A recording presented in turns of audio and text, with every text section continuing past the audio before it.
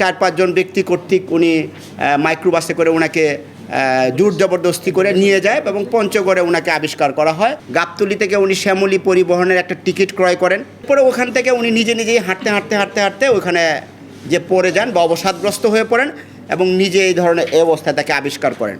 পরবর্তীতে পুলিশ এবং আশেপাশের লোকজনের সহায়তায় উনি রেস্কিউ হন। উনি একটা এজাহার দিয়েছেন, সেখানে উনি উল্লেখ করেছেন যে সকালবেলা হাঁটতে গিয়ে উনি 4-5 জন ব্যক্তি কর্তৃক উনি মাইক্রোবাসে করে ওনাকে জোর জবরদস্তি করে নিয়ে যায় এবং পঞ্চগড়ে ওনাকে আবিষ্কার করা হয় একদম একটা নাজেহাল অবস্থায়।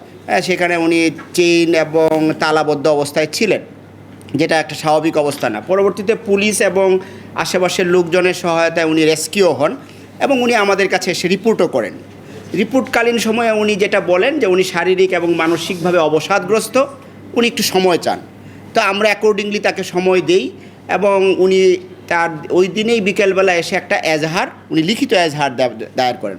সেখানে উনি যে সমস্ত ঘটনার অবতারণা করেছেন সেগুলি আপনারা কম বেশি জানেন, যেহেতু ওনাকে জোর জবরদস্তিপূর্বক অপহরণ, হত্যার উদ্দেশ্যে মারধর এবং বেসামাল অবস্থায় ফেলে যাওয়া এবং আরও কিছু ঘটনার কথা বলেছেন। তো সেগুলি আমরা আমলে নিয়েই তদন্ত শুরু করি।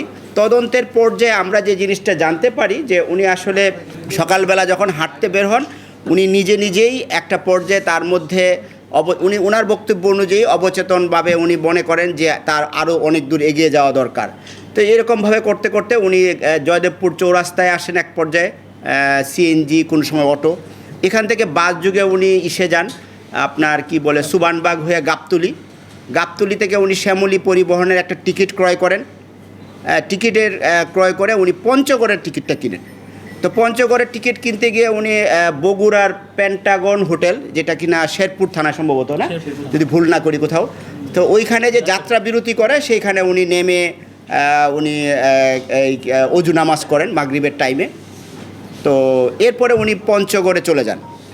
এরপরে ওখান থেকে উনি নিজেই হাঁটতে ওখানে যে পড়ে যান বা অবসাদগ্রস্ত হয়ে পড়েন এবং নিজে এই ধরনের অবস্থায় তাকে আবিষ্কার করেন। তো এইটা আমরা তথ্য প্রযুক্তির সহায়তা এবং সিসিটিভি ফুটেজ এবং একই সাথে যেই শ্যামলী পরিবহন, যেই বাসে উনি গিয়েছেন সেই মূলী পরিবহন কর্তৃপক্ষ এবং তার সাথে যে সমস্ত যাত্রীরা গমনাগমন করেছেন তাদের সাথে কথা বলে সিসিটিভি ফুটেজ বিশ্লেষণ করে এবং একই সাথে আপনারা জানেন যে এখন তথ্য প্রযুক্তির বদৌলতে অনেক কিছু চিহ্নিত করা যায়, এই সমস্ত কিছুর বিশ্লেষণ করে ওনার সামনে ওনাকে আমরা ডাকি। উনি যেহেতু ভিকটিম এবং বাদী, এখনও ওনাকে আমরা ডেকে এই জিনিসগুলি ওনার সামনে আমরা পেশ করি। উনি প্রথম দিকে কিছুটা জড়সড় থাকলেও পরবর্তীতে উনি বিষয়গুলি কবুল করেন যে হ্যাঁ আমি এইভাবে গিয়েছি, যেই বর্ণনাটুকু আপনাদেরকে আমি দিয়েছি এটা ওনার মুখ থেকেই কিন্তু পাওয়া। আর আমরা যে প্রযুক্তির মাধ্যমে আমরা বলতে চেয়েছি যে আপনি যে বলছেন এজাহারে যে বক্তব্য যে আপনাকে নিয়ে গিয়েছে সেটার সত্যতা আমরা পাচ্ছি না। এই মোটামুটি এখন পর্যন্ত তদন্ত। এখন এই ঘটনায় এর পিছনে কারো ইন্ধন রয়েছে কিনা, কি অবজেক্টিভ ওনার মধ্যে রয়েছে, আরও কারো জড়িত রয়েছে কিনা, এটি এখনও আমরা স্পষ্ট করতে পারিনি, কারণ এটা too early two actually make this conclusion. So আমরা চেষ্টা করছি যে পুরো বিষয়টা খতিয়ে দেখে ওনার বক্তব্যটা কতটুকু সঠিক।